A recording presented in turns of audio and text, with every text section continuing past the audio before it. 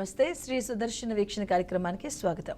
ప్రముఖ నిర్మాణ వాస్తు జాతకరత్న జననకాల నిపుణులు నివారక తేజం శ్రీ చెన్నా సుదర్శన్ గారు ఇప్పుడు మనతో పాటు మన బీఆర్కే స్టూడియోలో ఉన్నారు. ఇంకా వారితో వాస్తుకు సంబంధించి అలాగే జాతకరత్నాలకు సంబంధించి జననకాలం వంటి విషయాల గురించి ఆయన మాటలను విందాం.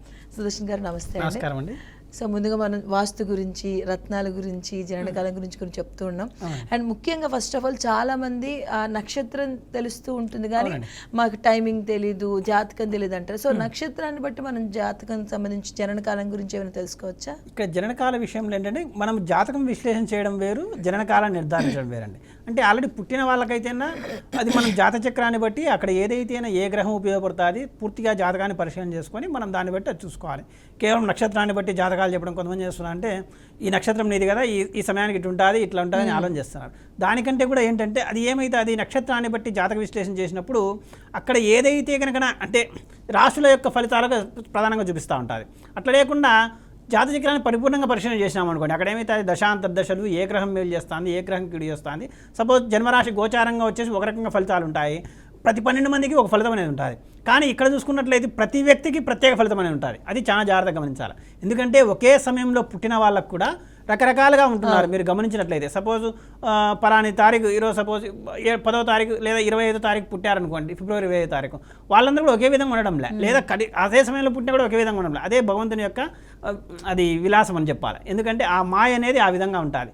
దాన్ని చాలామంది చేస్తున్నారు అంటే ఇక నక్షత్రాన్ని బట్టి జాతక విశ్లేషణ కంటే కూడా పరిపూర్ణంగా జాతక చక్రాన్ని బట్టి విశ్లేషణ చేసుకోవడం ఉత్తమమైన పద్ధతి.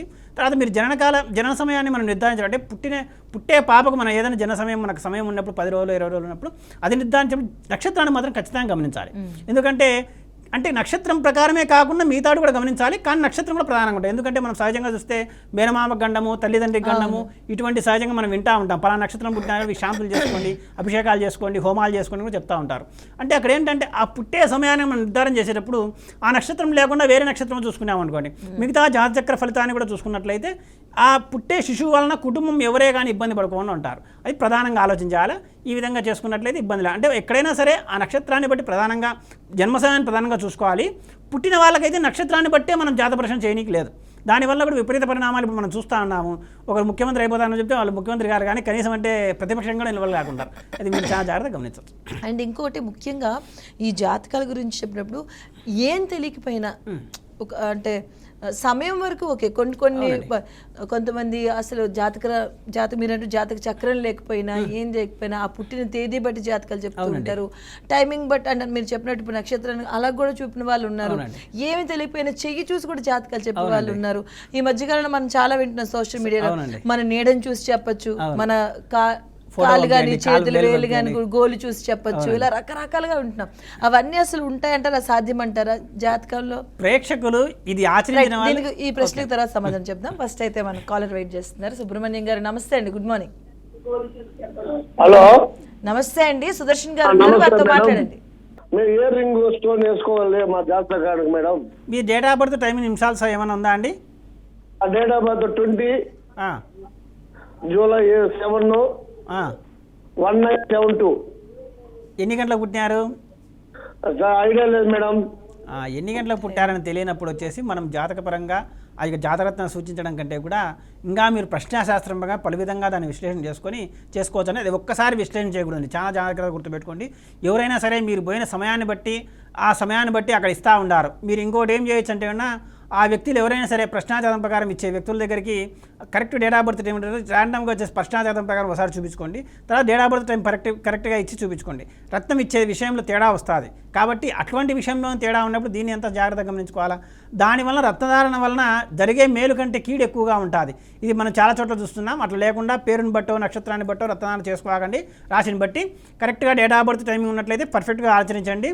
అట్లా లేనప్పుడు ప్రశ్నాజాతకాన్ని పలు విధాలుగా అంటే 1-4 సార్లు దాన్ని విచారించుకొని అక్కడ మనకు రత్నంగా వస్తుంది. తర్వాత ఆ లగ్నం కూడా రూఢి అవుతుంది, అంటే నిరూపణ అవుతుంది పలానా లగ్నం మీద అనేసి. అటువంటి సందర్భాల్లో దాన్ని వేసుకోవడం ఉత్తమమైన పద్ధతి అండి. పేరుని బట్టి దానికంటే కూడా వాస్తు చూపించుకుంటే చాలా బాగుంటుంది. అట్లా ఆలోచన చేయండి. రైట్ సుబ్రహ్మణ్య గారు, థ్యాంక్ యూ సో మచ్ అండి కాల్ చేసినందుకు. అలాగే సుదర్శన్ గారు చెప్పారు కదా, వాటిని పాటించండి. అండ్ మీకు ఇంకా సమస్యకి ఏమైనా పరిష్కారం దొరకలేదు, అర్థం కాలేదంటే మనకి స్క్రీన్ పైన కూడా ఉన్న ఆయన పర్సనల్ నెంబర్స్ కూడా స్క్రోల్ అవుతూ ఉంటాయి. ఆ నెంబర్కి కాల్ చేయండి, అపాయింట్మెంట్ తీసుకోండి. ఎనీ టైం అవైలబుల్గా ఉంటారు సుదర్శన్ గారు. వచ్చి డైరెక్ట్గా చూసి కూడా ఆయన పరిష్కార మార్గాలను అయితే మీకు చక్కటి పరిష్కార మార్గాన్ని అయితే చూపిస్తారు. అండ్ ఇంకొకటి మన దగ్గర చాలా అంటే జాతకం చూసినప్పుడు కూడా కొన్ని రిస్ట్రిక్షన్స్ పెట్టుకుంటారు. అంటే దీని వరకే చూస్తాం, మేము మ్యారేజ్ వరకే చూస్తాం, అట్లా కాకుండా మన దగ్గర ఏ అంశాల గురించి ఇక్కడ మనం అండి అన్ని విషయాలు పరిగణలోకి తీసుకుంటామండి. ఏదైనా సరే సపోజ్ కొంతమంది వివాహ సమస్య గురించి పరిశీలన చేయించుకుంటారు, కొంతమంది వచ్చేసి ఉద్యోగము. మనం ఒకటే ఆలోచన చేస్తాం అన్నమాట. ఏదైనా సరే మనం ఇచ్చే రత్నము అంటే జాతరత్నం మనం సూచించేది అది వాళ్ళైనా కొనుక్కోవచ్చు, మనమే తెప్పించమని ఇస్తాం. వాళ్ళకు అవగాహన లేకపోతే కొంతమంది ఏంటంటే జ్యువెలరీ షాప్కి వెళ్ళినా కూడా ఇది ₹1,00,000 అవుతుంది, ₹1,50,000 అవుతుంది ఇట్లా చెప్తా ఉండాలని మాకు చెప్తా ఉండాలి. దానికంటే కూడా 5,000 నుంచి అది మొదలుకొని మనం ఎంత క్వాలిటీగా వేసుకుంటే అంత ఉంటుంది. కానీ క్వాలిటీలో కూడా ఈ రత్నం అమ్మిన షాప్లోకి వెళ్ళి మళ్ళీ పక్కన వాళ్ళకి వెళ్ళి అడిగినా కూడా ఇదంత విలువ కాదు, మళ్ళీ వాళ్ళ దగ్గర ఉన్నది ఇక్కడికి వచ్చి అమ్ముతున్నా ఇదంత విలువ కాదని వీళ్ళు చెప్తారు. కాబట్టి దాంట్లో కొంచెం క్లారిటీ ఉంటే దాన్ని జాగ్రత్త చూసుకొని నమ్మకమైన వస్తువుల దగ్గర కొనుక్కోండి, ఇబ్బంది ఏం లేదు. అయితే మనం ఇచ్చే జాగ్రత్త ప్రకారం ఏంటంటే అది జీవితాంతం ఉపయోగించుకునేది అనమాట. ఏదో ఈరోజు వాడి లేదా ఈ 2 నాళ్ళు మీకు ఇది పనిచేస్తుంది, మళ్ళీ ఏదైనా ఇబ్బంది మనం కలవండి ఇట్లాంటి చెప్పాం. జాతక అంటే డేట్ ఆఫ్ బర్త్ టైం నిమిషాలతో ఉన్నట్లయితే మనం నిరూపణ చేసి మనం ఇచ్చే ప్రతి ఒక్కటి అండి ఏదైనా సరే వాస్తు నివారణోపాయం కానీ లేదా జాగ్రత్త కానీ జననకాల సమయంలో విషయంలో కూడా అది లైఫ్ లాంగ్ వాళ్ళ కుటుంబాన్ని సెట్ చేసేవాళ్ళు. ఇప్పుడు సపోజ్ వాస్తులో ఏదైనా సమస్య జరిగిందనుకోండి, అక్కడ ఏదైనా మార్పులు చేసుకుంటేనే తప్ప అట్లా లేకుండా సమస్య జరగడానికి అవకాశమే లేదు. ఒకవేళ కాలం అనేది తక్కువగా ఎఫెక్ట్ అనేది బ్యాడ్గా ఉన్నప్పుడు అది ప్రొటెక్ట్ చేస్తూ ఉంటుంది. ఈ జాగ్రత్త విషయంలో కానీ వాస్తుపరంగా కానీ జన సమయ విషయంలో కానీ ఇంకా జన సమయ విషయం అయితే ఎట్లుంటాయంటే అండి ఆ పుట్టే వాళ్ళ మనం వచ్చేసి ఆ టైం ఇచ్చిన దాన్ని బట్టి వాళ్ళు పుట్టిన సమయాన్ని బట్టి ఇంకా మిగతాది ఏం ఆలోచన చేసుకోని పర్లే వాళ్ళే నడిపించేస్తూ ఉంటారు. ఒక పుట్టిన తర్వాత ఒక 3 నెలల తర్వాత వచ్చేసి ఆ కుటుంబ జాతకమే మారిపోతుంది. అట్లా కూడా అద్భుతమైన ఫలితాన్ని దాంట్లో మనం చూడొచ్చండి. ఈ చాలా జాగ్రత్త. మిగతా వాళ్ళ మాదిరి మనం ఏదో ఈ వివాహానికి వచ్చినారు డైమండ్ వేసుకోండి, లేదంటే ఉద్యోగపరంగా లేదా బుధుడో లేదంటే గవర్నమెంట్ లేదా రాజకీయ పరంగా యోగించాలా రవి అట్లాంటి చెప్తా ఉంటారు. అంటే కెంపు వేసుకోమని చెప్తా ఉంటారు. రోగాలు ఎక్కువగా ఉన్నాయి, అప్పులు ఎక్కువగా ఉన్నాయి, పగడం వేసుకోండి, కుజరత్నం. ఈ వేసుకోవడం వల్ల ఏమవుతుందంటే అండి ఆ జాతకంలో కానీ అది ఎఫెక్ట్ చూపిస్తున్నట్లయితే చెడు ప్రభావం ఎట్లుంటుందంటే మీరు అది వెనక్కి తిరిగి చూసేలా జరిగిపోయి ఉంటుంది. అది ఫైనాన్షియల్గా కావచ్చు, ఆరోగ్యపరంగా కావచ్చు, లేదా కుటుంబ సభ్యులకు మరణ విషయంలో కావచ్చు. ఇవి చాలా దగ్గర జాగ్రత్త. నేను కొంతమంది గమనించగా ఏమవుతుందంటే ఏమయ్యా అది ఏమని వేసుకునేవైనా రత్నం అంటేనా ఏదో ఇచ్చినాడు వేసుకునే తిరుగుతాను అంటాడు. కానీ ఎంత ఘోరంగా ఉంటా అంటే వాళ్ళ పరిస్థితి అంత ఘోరంగా ఉంటుంది. ఎప్పుడే కానీ పర్ఫెక్ట్గా ఆచరించినప్పుడు అటువంటి పరిస్థితి ఉండదండి. చాలా జాగ్రత్తగా గమనించండి. అని మీరు ఇప్పుడు చెప్పారు ఎవరైనా అడిగితే ఏది వేసుకున్నావు అని. చాలా మంది రత్నాలు దాని గురించి చెప్తారు, ఓకే సమస్య తీరట్లేదని రత్నాలు పెట్టుకుంటే అయిపోతుంది. అది పెట్టుకున్నా కూడా వారికి ఇంకా సమస్యలు వెంటాడుతూనే ఉంటాయి, సమస్యలు పెరుగుతాయండి. అది ఎలా అసలు దాన్ని ఎలా మనం అసలు అందుకే అండి ఇప్పుడు డేట్ ఆఫ్ బర్త్ టైమింగ్ కనుక లేకపోతే దాన్ని వదిలేయడమే మంచిది. ఇంకోటి ఏంటంటే ఆడవాళ్ళు ధరించే జ్యువెలరీ విషయంలో కానీ మగవాళ్ళు ధరించే జ్యువెలరీ విషయంలో కానీ ఇప్పుడు డైమండ్స్ లేదా ఇటువంటి బాగా అట్రాక్ట్ చేస్తూ ఉంటాయి, లేదా ముత్యాలు కానీ ఇవి ధరించడం వల్ల ఏమవుతుందంటే అవి ఎఫెక్ట్ చూపించే విధానం చూస్తే అంటే ఒక గంట సేపు వేసుకొని తీసినప్పుడు ఆ ఎఫెక్ట్ అనేది కనిపిస్తాయి కానీ అంతగా ప్రభావితంగా కనిపించదు. అదే రెగ్యులర్గా వేసుకున్నారనుకోండి, ఇప్పుడు డైమండ్ ఉంగరం ఉంది, అది రెగ్యులర్గా వేసుకున్నట్లయితే వాళ్ళ యొక్క ప్రవర్తన మార్చేస్తూ ఉన్నాయి. కొంతమంది మీరు అయ్యవారి విషయంలో కూడా చూసుకున్నప్పుడు వాళ్ళు డైమండ్ చెవి కమ్మలకు పెట్టుకుంటూ ఉంటారు ఎక్కువగా. అటువంటి వాళ్ళు ప్రవర్తనలో తేడా ఉంటుంది, మీరు గమనించండి కావాలంటే. ఎందుకంటే ఇటువంటి యొక్క ఆ రత్నాలు ఏదైతే చెడుగా ప్రభావితం చేయాలో ప్రభావితం చేయిస్తున్నాయి. కాబట్టి అందుకే మనం ఏదైనా సరే ఒక జ్యువెలరీ విషయంలో అటువంటి విషయంలో కూడా సాధ్యమైన తాత్కాలికంగా ఆ ఫంక్షన్కి ఏదో అది ఉపయోగించుకోవడము పక్కన పెట్టుకోవడము అది కూడా లేదనే మనం చెప్తాం. ఎందుకంటే సమయం అనేది మన చేతిలో లేదు, ఎప్పుడు ఏ దుష్పరిణామం జరుగుతుందో మనం చెప్పలేం. కాబట్టి అటువంటి సమయంలో యాక్టివేషన్ అయిందనుకో గ్రహం అనేది అక్కడ వెంటనే దెబ్బ కొడుతుంది. ఇప్పుడు మనం నిన్న చూసుకున్నట్లయితే పాపం నిండు యువకులు 25 ఏళ్లలో వాళ్ళు 4 ఒకటేసారి చనిపోయారంటే ఎంత అది విషయం చూసుకోండి. ఎందుకంటే ఈశాన దోషం ఆ ఇంటికి ఉంటుంది, నైరుతి దోషం కంపల్సరీ ఉంటుంది. ఈ రెండు లేనిదే అక్కడ పుత్ర సంతానం దెబ్బతిన అది ముఖ్యంగా తూర్పు ఈశానము పశ్చిమ నైరుతి దోషం ఉంటేనే ఇవి జరుగుతాయన్నమాట. కాబట్టి ఏదైనా సరే పిల్లల విషయంలో మా వాడు కలెక్టర్ అవుతాడా కండక్టర్ అవుతాడా ఈ ఆలోచన చేసేదానికంటే లేదంటే వైద్యుడు అవుతాడా ఇంకా ఏదైనా ఫారిన్ వెళ్తాడా ఆలోచన చేస్తుంటే వాని జీవితం ఇబ్బంది పడకుండా అంటే మనం అనేక వ్యవహారాలు చూస్తున్నాం, పోలీస్ స్టేషన్ పాలు కావడం, మత్తుకు అలవాటు కావడం, ఇటువంటివన్నీ కూడా ఇటువంటివన్నీ కాకుండా తన బుద్ధిని కంట్రోల్ చేసే శక్తి మనం ఇవ్వాలి. అది ప్రధానంగా ఆలోచన చేయండి. అది వాస్తుపరంగా కావచ్చు లేదా జాతకపరంగా కావచ్చు లేదా పుట్టే పిల్లలకి అయితే మన చేతిలోనే ఉంటుంది కాబట్టి అది కూడా చూసుకోవచ్చు. ఇట్లా చాలా జాగ్రత్త పరిశీలన చేసుకోవాలి. అండ్ ఇప్పుడు మీరు చెప్పేటప్పుడు ఎవరైతే ఎగ్జాంపుల్ 4 పిల్లలు చనిపోయారో సో అలా ఒక్కొక్క దిక్కుకి సంబంధించి ఒక్కొక్క రకంగా మనం ఇబ్బందులు ఎదుర్కొంటూ ఉంటాము. అంటే ఇప్పుడు మీరు ఈశాన్యం అన్నారు, ఈశాన్యంలో పిల్లలకు సంబంధించి ఇప్పుడు చూడండి ఈశాన్యంలో ఎలా ఉంటుంది కొంచెం ఇప్పుడు మగ పిల్లలు చనిపోతున్నారు అనుకోండి లేదా మగ సంతానం లేదనుకోండి, అక్కడ ఏమవుతుందంటే తూర్పు ఈశాన్యము ఎఫెక్ట్ అయి ఉంటుంది. లేదా ఇంకో కొన్ని చోట్ల ఏం జరుగుతుందంటే పుట్టిన మోపిలోడే వాళ్ళు ఎన్నాళ్ళ పాపం ఎదురు చూస్తూ ఉంటారు, సంతానం కలగ ముందుగానే ఇబ్బంది పడుతూ ఉంటారు. ఏదో కలగ సంతానం కలిగి ఉంటుంది. ఓ 3 నెలలకు 6 నెలలకు చనిపోవడం, లేదా పుట్టిన వెంటనే అబార్షన్ అయిపోవడం, లేదా ఒక 6 నెలలు ప్రెగ్నెన్సీ క్యారీ అయ్యి అబార్షన్ అయిపోవడం, ఇటువంటి సందర్భాలు కూడా అటువంటి కారణం అవుతుంది. ఎందుకంటే మనం చాలా ఇంట్లో చూడంగా అది ఈశాన్య దోషం ఎక్కువగా కనిపిస్తూ ఉంది. ఇక్కడ తూర్పు ఈశాన్య దోషము, తర్వాత ఇప్పుడు మనం ఏ దిక్కులు అంటే సపోజ్ ఉత్తర ఈశాన్య దోషం ఉండి ఉత్తరవాయు దోషం ఉందనుకోండి, ఆడపిల్లలు పెళ్ళిళ్ళు కాదు. అట్లాగే తూర్పు ఈశాన్య దోషం ఉండి వాయువు దోషంగా ఉందంటే పశ్చిమ వాయు దోషం కానీ ఉత్తర వాయువు దోషం కానీ అక్కడ కూడా మగపిల్లల పెళ్ళిళ్ళు కావు. ఇట్లా కొన్ని దిక్కులు మనం అక్కడ పరిశీలన చేసుకొని, అంటే ఏమంటారంటే వీళ్ళు మేము చాలామంది అయ్యేవారు మా ఇల్లు చూసిపోయినారు, వాస్తులు ఏం మార్పు లేదని చెప్తారు. ఇది వచ్చిన కర్మ ఇది. ఎందుకంటే వాస్తనే సరిగా అనుసరించినప్పుడు ఆచరించినప్పుడు అద్భుతమైన ఫలితాలు కలుగుతూ ఉంటాయి. ఏదో ఒక దోషం ఉండడం వల్ల జరుగుతూ ఉంటుంది. చాలా జాగ్రత్తగా గమనించుకోండి. అంటే ఆయన వచ్చి మార్పించిపోయినా ఈయన వచ్చింది మార్పించిపోయినా ఇంకా ఎల్లకాలం మార్చుకోవడం అలా చేస్తారు. అది పర్ఫెక్ట్గా ఉండాలి, అది సిద్ధాంతపరంగా ఉండాలి, నిరూపణ సాధ్యంగా ఉండాలి. ఆలోచన చేసుకున్నట్టయితే ఇబ్బంది ఏమి ఉండదు.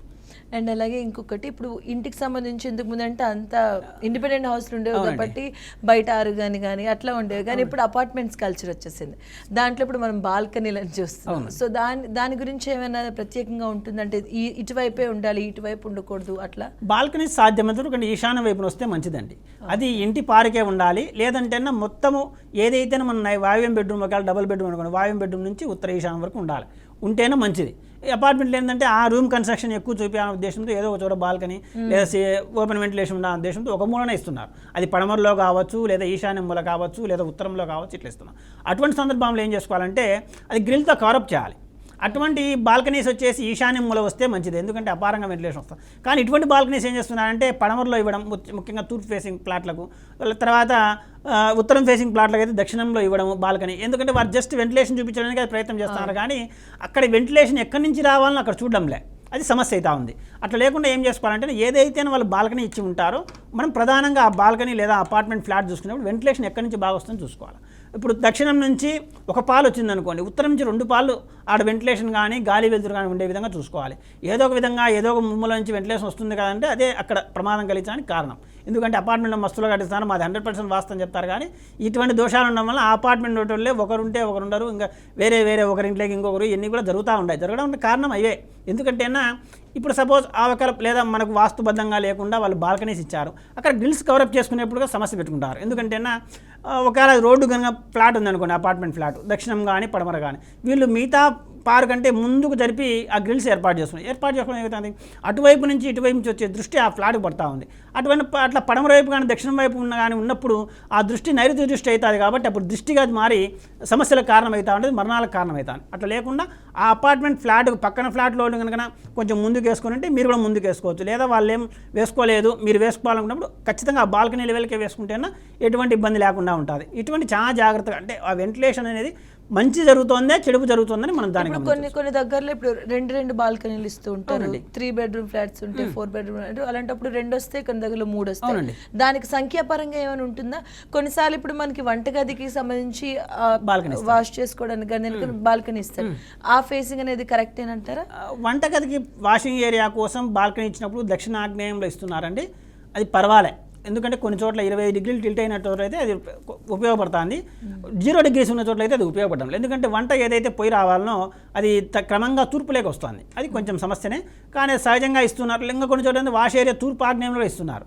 అప్పుడు ఏంటంటే ఇది ఎక్స్టెన్షన్ అయ్యి అనారోగ్య సమస్యలు, యాక్సిడెంట్స్, తరచుగా కుటుంబ ఇల్లాలు కానీ కుటుంబ యజమాని కానీ ట్యాబ్లెట్ వేసుకుంటే కానీ ఆ రోజు జీవితం గడవదు. ఈ ముఖ్యంగా ఈ అపార్ట్మెంట్ మనం చూస్తున్నాం. ఎందుకంటే ముందుగానే తూర్పు నుంచి సూర్యరశ్మి ఉండదు, దానితో తూర్పు ఆగ్నేయం పెరుగుదల ఈ సమస్య జరుగుతుంది. ముఖ్యంగా తూర్పు ఫేసింగ్ ప్లాట్లకి జరుగుతుంది. అట్లా లేకుండా ఏదైనా సరే ఒకవేళ ఆ దక్షిణాగ్నేయం ఒకవేళ అన్ని సమంగా కొన్ని ఫ్లాట్లను అన్ని సమంగా చూపిస్తారు, కానీ కొన్ని చోట్ల బాల్కనీ సెట్ బ్యాక్ చేసి ఉంటారు. అటువంటి చోట్ల గ్రిల్ బిగించుకొని అక్కడ ఎంతైతే వెంటిలేషన్ కావాలో అట్లా ఏర్పాటు చేసుకున్నట్టయితే ఈ దోషాలను కొంతవరకు నివారించుకోవచ్చు. అండ్ ఇంకోటి, ఇప్పుడు ఆ బాల్కనీలో వచ్చేది కూడా ఎలా ఉంటుందంటే మన ఇంటి స్పేస్ ఏదైతే ఉంటుందో అది కాకుండా బాల్కనీ అనేది ఫస్ట్ దగ్గర నుంచి ఎక్స్టెన్షన్ గా ఉంటుంది. ఇప్పుడు మన ఇంటి స్థలానికి అది ఎలా కేటాయిస్తారు? ఎందుకంటే అది మన ఇంటికి ఒక వైపు నుంచి అవతల వైపుగానే ఉంటుంది కదా, అది మరి కరెక్టేనా? ఎక్స్టెన్షన్ చేసి బాల్కనీ సాధ్యమైన ఉండకూడదండి. ఎందుకంటే తూర్పులో ఉత్తరంలో ఉంటే పెద్ద సమస్య లేదు, కానీ అప్పుడు కూడా సమస్య. ఎందుకంటే ఈశాన్య భాగం అనేది త్రెంపై ఉంటుంది, కానీ తూర్పు భాగం ఉత్తర భాగం పెరిగితే మంచిదంటే మనం ఈశాన్యం కూడా కంపేర్ చేసుకోవాలి. అది ఆల్మోస్ట్ ఇంటి నుంచి పెరిగినట్టే పెరుగుతుంది. అది దక్షిణంలో పడమలో పెరిగిందంటే అస్సలు పనికి రావడంలే. అటువంటి కొన్ని జాగ్రత్తలు చూసుకోండి. ఎక్కడైనా సరే ఒక బిల్డింగ్ మనం మొదటి నుంచి చెప్తానే ఉంటాం, కన్స్ట్రక్షన్ అనేది ఖచ్చితంగా లెవెల్గా ఉండాలి. ఎక్కడే కానీ జిగ్జాగ్గా ముందుకు వెనక్కి ఉండకూడదు. ఈశాన్యం వైపు మాత్రమే ఉంటేనే పర్వాలేదు. మిగతా చోట్ల ఎక్కడున్నా కూడా అది ఈశాన్యం దెబ్బతీస్తుంది, తర్వాత మిగతా దిక్కును దెబ్బతీస్తుంది. కాబట్టి ముఖ్యంగా పడమర పెరుగుదల దక్షిణం పెరుగుదల మనం ఒప్పుకోము. అటువంటి సందర్భాలు ఇది పెంచుకొని మళ్ళీ దాని గ్రిల్ కవరప్ చేసుకున్నా ఏం చేసుకున్నా కూడా ఆ కన్స్ట్రక్షన్ దక్షిణం పడమర పెరుగుదల అవుతుంది. కాబట్టి దానివల్ల ఉపయోగం లేదు, నష్టాలే ఎక్కువగా జరుగుతూ ఉంటాయి. ఇటువంటి వదులుకోవడమే మంచిది, అది మేము ప్రధానంగా చెప్పేది. రైట్. అలాగే ఇప్పుడు ఈ సంఖ్యాపరంగా ఏమైనా ఉంటుందా? ఎందుకంటే మీరు ఎందుకు ముందు అడిగాను 2 ఉంటాయి 3 ఉంటాయి అట్లా ఏమైనా? బాల్కనీస్ ఇన్ననే చాలా సందర్భాలు ద్వారాలు కూడా ఇన్ని ఉండాలి, కిటికీలు కూడా ఇన్ని ఉండాలి అలాంటి అంకెపరంగా బాల్కనీస్ కానీ విండోస్ కానీ డోర్స్ కానీ ఎక్కడే కానీ సంఖ్యా ప్రధానం అనేది లేదు. దానికోసం ఏం చూస్తుంటే వీళ్ళు కొంతమంది అవును చాలా మంది లేని దగ్గర కూడా తీసి సౌకర్యపరంగా ఆలోచన చేసుకుంటే మాత్రము ఏదైతే రావాలనో అన్నీ వచ్చేసింటాయి మంచిగానే. ఈ ఏదైతే ద్వారం పెంచుకోవడానికని ఆలోచన చేసి ఈ అపార్ట్మెంట్లో కానీ లేదా ఇండివిజువల్ హౌస్లో కానీ పెట్టకూడని చోట ద్వారం పెడుతున్నారు. ఆ సంఖ్యకు జరిగే మేలు కంటే ఈ దీనివల్ల జరిగే కీడు ఎక్కువ ఉంది. సపోజ్ ఉత్తర వాయువులో ఆ ద్వారం వచ్చిందనుకోండి, ఏమైతుంది కుటుంబంలో వ్యవహార సమస్యలు అంటే భార్యాభర్తలో సఖ్యత లేకపోవడము, తర్వాత అనవసరమైన విషయాల్లో తలదూర్చడము భార్య కానీ భర్త కానీ, తర్వాత వృధా ఖర్చులు ఎక్కువగా ఉండడము, ఫైనాన్షియల్గా దెబ్బతినడము, ఐపీ పెట్టడానికి కూడా అవే కారణమవుతున్నాయి. కాబట్టి అటువంటి ఆగ్నేయంలో ఉంటే ఇంకా అనారోగ్య సమస్యలు, నైరుతిలో ఉన్నట్లయితే మరణ సమస్యలు ఆ యజమాని కానీ యజమానురాలకు కానీ ఇటువంటి ఏదైనా సంఖ్య ప్రధానంగా చూసుకోకుండా అక్కడ మనం ఇప్పుడు చెప్తా ఉన్నట్లు ఆ వెంటిలేషన్, గాలి, వెలుతురు, నడకలు ఏ విధంగా ఉండాలని ఆలోచన చేసుకున్నట్లయితే ఇటువంటి మనం చూస్తున్న విపరీతమైన సమస్యలు లేకుండా ఉంటాయి. అండ్ ఇంకొక సమస్య ఎక్కువగా అంటే మనం మాట్లాడుకునేది కానీ ఎవరైనా అడిగితే వీధి పోటీ అనేది పెద్ద సమస్య ఆలోచిస్తారు. కానీ ఇది ఇలా ఉంటేనే ఇది వీధి పోటీ అని వస్తుందని ఎవరికి కరెక్ట్గా తెలియదు. ఒక రోడ్డు మనకి ఎదురుగా వస్తుందంటే దాన్ని కూడా వీధి పోటీ అంటారు. కరెక్ట్గా వీధి పోటీ అంటే ఎట్లా ఉంటేదాన్ని మనం వీధి పోటీ అని అంటాం. ఎందుకంటే ఒకసారి రోడ్డు వచ్చినాక లెఫ్ట్కి వెళ్తారు, రైట్కి వెళ్తారు, అలా ఉంటే ఓకే అంటారు కొంతమంది. దానికి పరిష్కార మార్గంలో గణేష్ని పెట్టమంటారు, ఎదురుగా దానికి పూజ చేయమంటారు, సంథింగ్. దీని గురించి ఒక కాలర్ ఉన్నారు, వారితో మాట్లాడదాం. హలో వెంకటస్వామి గారు, నమస్తే అండి. హలో నమస్కారం. నమస్తే అండి, సుదర్శన్ గారు ఉన్నారు, మాట్లాడండి. అయితే మా ఇల్లు పాతగా ఉన్నది మేడం, అయితే వాస్తు కరెక్ట్ లేదు. అయితే దాని గురించి పెంకుటిల్లు అన్నట్టు మరి దాని గురించి ఏంది, ఎప్పుడైనా మాకు ఖర్చులు బాగా అవుతున్నాయి, మరి ఏ దాని గురించి అట్లా మాకు వస్తుంది అని మేము ఆలోచన చేసి చెప్తున్నాం. వాస్తు బాగలేదని మీరే చెప్తున్నారు. కొంతమంది ఏమలా చేస్తారంటే మాది పెంకుటిన్లో రేకులిన్లో ఈరోంత ఇంటి మేము వాస్తు ఏం చూసుకోవాలా అని ఆలోచన చేస్తూ ఉంటారు. మీరు చిన్నగా ఉండే ఇంట్లో నుంచే కొంతమంది మీ ముందనే అదే చిన్న ఇంట్లో ఉండి మంచి బంగ్లాలు బిల్డింగ్లు వెళ్తాయి, మీరు చూస్తూ ఉంటారు. మీరేమో అదే ఇంట్లో ఉంటారు. దానికి కారణం ఏంటి? అక్కడ వాస్తు ప్రభావితం చూసి మీకు అర్థమవుతుంది కదా. కాబట్టి ఏ ఇంట్లో అయినా సరే పూరి గుడిసెకైనా వాస్తు ఉండాల్సిందే. ఇప్పుడు మనం చెప్పేదంటే పూరి గుడిసెలైనా సరే సింగిల్ బెడ్రూమ్ లో ఒక్క రూమ్ ఉన్నా సరే అండి, ఒక్క రూమ్ మీరు ఏదైనా అద్దెకు తీసుకున్న దాంట్లో కూడా వాస్తు అనుసరించాల్సిందే. మనం ఒక్క క్షణం వైపే ఏం జరుగుతుందో మనం చూడలేకున్నాం కదా. అటువంటి సందర్భాలు దీన్ని ఆచరించకపోతే ఎంత సమస్య జరుగుతూ ఉంటుంది. అందుకే మనమేమో వెనకలనే ఉంటాం, మన ముందేమో అందరూ పోతూ ఉంటారు. ఇది కారణం ఏంటంటే ఇదే అనమాట. ఇట్లా లేకుండా మనం ప్రధానంగా చిన్న ఇంట్లో ఏం వాస్తు ఆచరించాలో మీకు ఆలోచన రావచ్చు. అక్కడ ఏముంది, ప్రధాన ద్వారం ఎటువైపు ఉంది, నడక ఏ విధంగా జరిపిస్తుంది, ఈశాన్యంలో బరువులు ఉన్నాయా లేదా, నైరుతి వైపు బరువులు పెట్టుకున్నామా లేదా, ఇటువంటి చాలా జాగ్రత్త చూసుకొని ఆచరించినట్లయితే, అనుసరించినట్లయితే పడుకునే విధానము, ఆ వాడుకునే విధానం ఆచరించినట్లయితే గొప్ప గొప్ప ఫలితాన్ని పొంది మీరు కూడా బిల్డింగ్లలోకి వెళ్తారు. అదేం ఎటువంటి సందేహమే లేదు. రైట్. వెంకటస్వామి గారు, థ్యాంక్ యూ సో మచ్ అండి కాల్ చేసినందుకు. అండ్ నేను మరొకసారి చెప్తున్నా అండి, కాల్ కలవలేదని కానీ లేకపోతే మా సమస్యకి పరిష్కారం దక్కలేదు, మాకు అర్థం కాలేదన్నా కూడా ఎటువంటి ఇబ్బంది ఏం కలగకుండా స్క్రీన్ మీద స్క్రోల్ అవుతూ ఉంటాయి. సుదర్శన్ గారి పర్సనల్ నెంబర్స్ కూడా స్క్రోల్ అవుతూ ఉంటాయి. ఆ నెంబర్స్ కాల్ చేయండి, అపాయింట్మెంట్ తీసుకోండి, మాట్లాడండి. లేదు అంటే ఆయన ఓన్లీ ఇక్కడ ఉండిపోతారు, ఎక్కడికి రారన్న ఇది కూడా అవసరం లేదు. ఆయన డిస్ట్రిక్ట్ వైజ్గా కూడా తిరుగుతూనే ఉంటారు. లేదు మీ ఇంటికి వచ్చి అక్కడ చూసి మీకు పరిష్కార మార్గాన్ని అందించాలని కూడా అన్నా కూడా ఆయన వస్తారు, విజిట్ చేస్తారు. దానికి కూడా స్క్రోల్ అవుతూ ఉంటాయి పర్సనల్ నెంబర్స్, దానికి కాల్ చేయండి, మాట్లాడండి. స్వయంగా ఆయనే మాట్లాడతారు, మధ్యలో మధ్యవర్తితులు కూడా ఎవరు ఉండరు. స్వయంగా ఆయనే మాట్లాడి మీకైతే చక్కటి పరిష్కార మార్గాలను అయితే అందిస్తారు. అండ్ ఇంకా వీధిపోటు గురించి మాట్లాడారు. ఇక్కడ వీధిపోటు అండి సహజంగా ఏంటంటే అన్ని వీధిపోట్లు కాదు, వీధి చూపు, వీధి శూల, వీధిపోటు. మీరు ప్రధానంగా వీధిపోటు అయితే ఏంటంటే కొన్ని చోట్ల ఏం చేస్తారంటే ఈ వీధి చూపు దక్షిణ ఆగ్నేయం కానీ పశ్చిమ వాయం కానీ అవి ఏం చేస్తుంటాయంటే వీధి పోటు చూపు కిందికి ఉన్నప్పుడు ఒకసారి వీధి పోటు చేస్తూ ఉంటాయి. ఎందుకంటే అక్కడ జరిగే సందర్భం అంటే ఒకవేళ సపోజ్ మొత్తం వచ్చేసి ఒక 20-30 అడుగులు అక్కడ దక్షిణంలో వాళ్ళ కొలత ఉందని, ఇంటి కొలత వెడల్పు ఉంటేనా ఆగ్నేయం నుంచి మొదలుకొని జరుగుతూ ఉన్నప్పటికీ ఒక 10 అడుగులకు వచ్చింది అనుకోండి, అప్పుడు ఏమైతే అది వీధి పోటు కిందకి వస్తుంది. ఎందుకంటే జడిపించే నరక, చూసే చూపు ఆ ఇంటి మీద దృష్టిగా ఉంటుంది. ఇప్పుడు చాలా మంది చెప్తున్నారు మాకు మా ఇంటికి ఎదురుగా వీధి ఉంది, దానివల్లనే మాకు దృష్టి వేరు, దృష్టి వేరు. అది గమనించండి. ఎందుకంటే మంచి వీధి చూపులు ఏం చేస్తాయంటే దృష్టి ఇస్తాయి. అంటే ఎదుటి వాళ్ళు మిమ్మల్ని మంచిగా చూడడం కూడా దృష్టి, అది అవసరం. ఎందుకంటే మనల్ని 10 మంది చూసి మనల్ని అనుసరించి ఆచరించి పాటిస్తున్నారంటే, లేదా మనల్ని గొప్పవాళ్ళుగా చూస్తున్నారంటే అది మంచిది దృష్టి అనమాట. వీడు ఎప్పుడు నాశనం అయిపోతాడా, వీని ఎప్పుడు చచ్చిపోతాడని ఆలోచన చేస్తే దృష్టి అంటారు. కాబట్టి ఇది ఈ 2 విధాలుగా ఆలోచన చేయండి. ఇటువంటి ఏంటంటే వీధి చూపులు కొన్నిసార్లు అంటే ముఖ్యంగా దక్షిణాగ్నేయంలో పశ్చిమ వాయుంలో వీధి పోటుగా ఉంటాయి. అవి కొన్ని జాగ్రత్తగా చూసుకోవాలి. మీరు అన్నట్లు దానికి పరిహారంగా ఏం చేస్తున్నారంటే, కొంతమంది వచ్చేసి ఉన్న కాంపౌండ్కే లేదా ఉన్న ఇంటికే ఒక విఘ్నేశ్వరుని విగ్రహం పెట్టి అక్కడ పూజ చేయండి అని చెప్తారు. వీళ్ళు రోజు పూజ చేస్తారో చేయకపోతే వాళ్ళకి తెలియదు. ఎందుకంటే ఒక వినాయక చవితి చేస్తారు, లేదా మిగతా రోజు చేయరు. అక్కడంగా పెట్టడం వలన ఆ పాపం అనేది తగులుతుంది. ఇంకా లేనిపోయిన సమస్యలు ఎక్కువైతున్నాయి. ఎందుకంటే ఒక విగ్రహాన్ని పెట్టినప్పుడు మీరు విగ్రహారాధన ఏ విధంగా చేయాలో మీకు తెలియంది కాదు. ప్రతిరోజు పూజ 2 పూట్ల చేయాల్సిందే, అటువంటివన్నీ ఉంటాయి. లేదా ఒక పటం పెట్టారనుకోండి, అట్టపోయేటప్పుడు ఇటు ఆ పటం వచ్చేసి గాలికి ఎండకు వానకు ఎండి మిమ్మల్ని రక్షించేదేమని అక్కడ ఆ విగ్రహం ఆ పటం అక్కడ రక్షించుకోలేక ఇబ్బంది, అది కూడా ఒక దోషమే కదా. మీరు ఆలోచన చేయండి. అటువంటి మనం అవన్నీ ఆలోచించాలంటే ఇంకోటి ఏంటంటే, ఒకవేళ మన సెంటిమెంట్ ప్రకారము ఒకవేళ పటము, ఒకవేళ భగవంతుడు సర్వాంతర్యామి అని చెప్తున్నాం కాబట్టి, ఒకవేళ లేదు ఉంటే ఏముంది, మనం ప్రొటెక్ట్ చేస్తూ ఉంటాడు కదా, ఎండకైనా వానకైనా దేవుడు అని ఆలోచన ఉన్నప్పుడు ఇంకోటి మనం చేసుకోవాల్సిన ఒకటి, సపోజ్ మనకు ఎదురుగా ఏదైనా సరే ఒక అపారమైనటువంటి ఏదైనా జరుగుతుంది, మనం ఎదురుగా ప్రొటెక్షన్గా పెట్టుకున్నాం అనుకోండి, అటువంటి సందర్భాల్లో ఎంత ఈజీగా ఉంటుంది.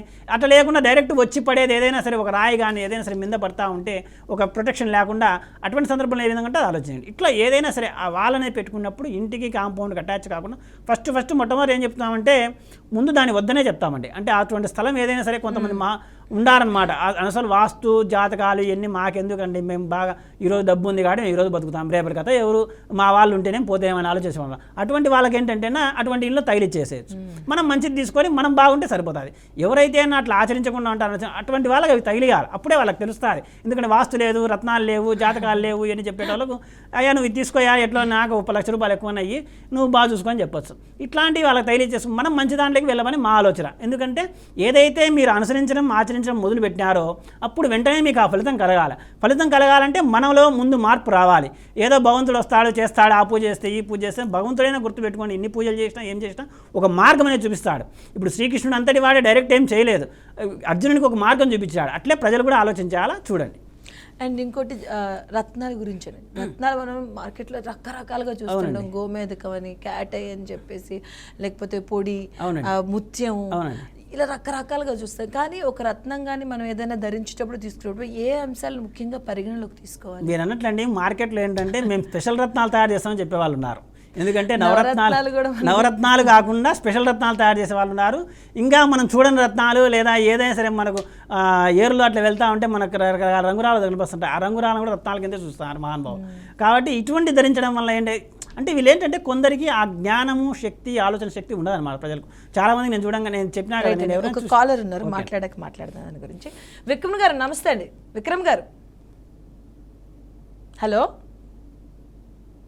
హలో విక్రమ్ గారు, వాయిస్ వినిపిస్తుందా? వినిపిస్తుంది మేడం. నమస్తే అండి, సుదర్శన్ గారు ఉన్నారు. మీ ప్రాబ్లం ఏంటి చెప్పండి, మాట్లాడండి. Sir good morning sir. నమస్కారం అండి, చెప్పండి సార్. ఇది పెంకుటిల్లు ప్లస్ స్లాబ్ 2 కలిసి ఉన్నాయి సార్ మా ఇంట్లో. ఇది వీధి పోతున్నదా మరి ఎట్లున్నదా? ల్యాండ్ అమ్ముకున్నాం, పైసలు ఏం మిగలలేదు, చెల్లి ఆరోగ్యం సరిగా లేదు, ఆమెకు సంతానం లేదు. మా అందరికి పెళ్ళైంది కానీ మాకు సంతానం అయింది, చెల్లెకి కాలేదు సార్. అది ప్రాబ్లం ఉన్నది, అమ్మ నాన్న బాధపడుతున్నారు. పెంకుటిల్లు ఎటువైపు ఉందండి ఆ ఇంటికి, స్లాబ్ ఉండే ఇంటికి? ఇటు దక్షిణం వైపే ఉంది సార్. ఇటు ఉత్తరం మన సూర్యుడు వైపు ఇచ్చే ఉంది సార్. ఇది దక్షిణం వైపు అంటే అది వాల్ ఉంది అంతేనా? అవును సార్. ఇది దక్షిణం వైపు వాల్ ఉండకూడదని మనం చెప్పేది. చెప్పండి. పెంకుటిల్లుకు అటాచ్ చేసి స్లాబ్ వేసింది సార్ మా నాన్న వాళ్ళకి. ఇట్లా అదే ఉత్తరంలో స్లాబ్ వేసినారు, దక్షిణంలో వచ్చి పెంకుటిల్లు అట్లే ఉంది అంతేనా? అవును సార్, అవును. మరి ఆడ దక్షిణ దోషం కలిగింది, స్త్రీ బాధపడతా ఉంటుంది, డబ్బులు వృధా ఖర్చు అవుతూ ఉంటాయి, ఇవన్నీ జరుగుతున్నాయండి. అంతే కదా. ఇప్పుడు దక్షిణం వాల్ అనేది ఉండకూడదు. అందుకే మనం ఏదైనా సరే వరండాలు అటువంటి వేసుకున్నప్పుడు నిన్న కూడా మనం చెప్పినాం, ఇప్పుడు మీరు వచ్చేసి ఏదైతే పెంకుటిల్లు అంటే వరండా కిందకి లెక్క వస్తుంది. అటువంటిప్పుడు అనవసరమైన ఖర్చులు, స్త్రీ సమస్య, స్త్రీ బాధపడతా ఉండడము, ఇంకా వేరేగా జరుగుతాయి. మీకు ఇంకా జరగలేదు, సంతోషపడండి. కాబట్టి వెంటనే దాని వాస్తు మార్పులు చేసుకొని ఇబ్బంది లేకుండా చూసుకోండి ఒకసారి. రైట్ విక్రమ్ గారు, థ్యాంక్ యూ సో మచ్ అండి కాల్ చేసుకున్నందుకు. అండ్ అలాగే మీకు ఇంకేమైనా సమస్యగా చక్కటి పరిష్కారం దొరకలేదంటే మాత్రం స్క్రీన్ మీద స్క్రోల్ అవుతూ ఉంటాయి సుదర్శన్ గారు పర్సనల్ నెంబర్స్. స్వయంగా ఆయనే మాట్లాడతారు, మధ్యలో పిఎల్ కానీ వాళ్ళు మాట్లాడతారని ఏం లేదండి. సో డైరెక్ట్గా మీరు కాల్ చేయొచ్చు. నెక్స్ట్ ఇంకో కాలర్ ఉన్నారు, వారితో మాట్లాడదాం. నరసప్ప గారు good morning. Good morning madam. Good morning అండి. సుదర్శన్ గారు ఉన్నారు, మాట్లాడండి. సార్ నమస్తే సార్. చెప్పండి. నమస్కారం, చెప్పండి సార్ మాది ఇక్కడ చిన్న విలేజ్ అండి, మా కొత్తవాడి మండలం. ఏదండి? అయితే మాది చిన్న ఇల్లు 16 చాలా 18 చిన్న రూమ్ ఒకటి ఊర్లో. దానికి నాకు ఎడమ వైపు సైడ్ నా ఎందు పక్క సైడ్ చిన్న లక్ష్మీ నరసింహస్వామి టెంపుల్ ఒకటి ఉంది. దాని వల్ల ప్రాబ్లం అని చాలా మంది చెప్తున్నారు. అలాగా ఉండడం వల్ల ప్రాబ్లం అంటారా? లక్ష్మీ నరసింహస్వామి టెంపుల్ వైష్ణవాలయం కాబట్టి వైష్ణవాలకు ఎదురుగా అయితే ఉండొచ్చండి. మీ ఇంటికి వెనక వైపున ఉన్నట్లయితే, అంటే సింహద్వారం ఎటువైపు ఉంటుందో దాని బ్యాక్ సైడ్ ఉన్నట్లయితే మాత్రం, అంటే టెంపుల్ ఉన్నట్లయితే, అంటే మీ ఇంటికి బ్యాక్ సైడ్ లేదండి, బ్యాక్ సైడ్ లేదండి, పక్క వైపు ఉంది, ఎడమ పక్క వైపు ఉంది. ఎడమ వైపు పక్క వైపు అయితే ఏం సమస్య ఏం లేదండి. సహజంగా ఇంకా ఏదైనా మీ ఇల్లు వాస్తు ఉంటే అక్కడ సమస్య చేస్తూ ఉంటారు, చాలా జాగ్రత్తగా గమనించండి. రైట్ అండి, థ్యాంక్ యూ సో మచ్ అండి కాల్ చేసినందుకు. అండ్ అలాగే నేను మరొకసారి చెప్తున్నాను, సుదర్శన్ గారు పర్సనల్ నెంబర్స్ అయితే స్క్రీన్ మీద స్క్రోల్ అవుతూ ఉంటాయి. ఆ నెంబర్స్ కాల్ చేయండి, అపాయింట్మెంట్ తీసుకొని స్వయంగా ఆయన వచ్చి చూసి మీ చక్కటి పరిష్కార మార్గాలను అయితే అందిస్తారు. అండ్ సుదర్శన్ గారు థ్యాంక్ యూ సో మచ్ అండి. అలాగే కాలర్స్ అడిగిన వారి సమస్యలు కూడా చక్కటి పరిష్కార మార్గాలను తెలియజేశారు. రైట్, ఇది వాళ్ళ ప్రత్యేక కార్యక్రమం. రేపు మరో కార్యక్రమంతో మళ్ళీ కలుద్దాం. అంతవరకు సెలవు. సంప్రదించండి ప్రముఖ వాస్తు రత్న కాల నిపుణుడు నివారికా తేజం శ్రీ చెన్నా సుదర్శన్ గారు, శ్రీ సుదర్శన నిలయం, ఇంటి నెంబర్ 23-126-1, మహేంద్రనగర్, ప్రొద్దుటూరు, కడప జిల్లా. Pin code 516360. మీ సంప్రదించవలసిన ఫోన్ నెంబర్లు 9391674831, 9440114741, అలాగే 9505899971, 9989755311. శ్రీ సుదర్శన వాస్తు గురించి మరింత సమాచారం కోసం గూగుల్ సెర్చ్ లో శ్రీ సుదర్శన వాస్తు అని ఖచ్చితమైన స్పెల్లింగ్ లో తెలుసుకోవచ్చు.